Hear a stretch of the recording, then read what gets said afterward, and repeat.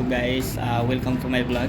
Another day, another OT na naman. Nandito ako ngayon sa 8th floor. 8th floor na ngayon yung area ko. Kaya nandito ako ngayon sa 8th floor. Titingnan ko yung gawa ng mga tao ko.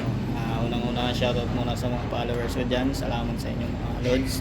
God bless po. Keep safe lang palagi. At salamat sa inyong suporta. Yan mga lods. Ano muna ako sa mga tao ko, ikot muna ako. Nandito ako ngayon sa 8th floor. Ikutan muna natin. Tara mga lods. Yan mga lods, nandito pala yung isang kumason nagtitik-tik. Yan, katatapos lang niya magtik-tik, naglilinis na siya. Yan mga lods, sa kumason. Ito naman yung isang mason, kahit nahihirapan si Ilan, trabaho lang naman yan. Yan mga lods, nandito sila. Yan ang hallway. Ito naman yung isang kumason, kalagari ng easy block. Yan. Ito naman yung nag-easy ulids. Dalawa yan sila. Yan. Nasa kabila yung isa. Maya buhos na yan. Yan mga lods.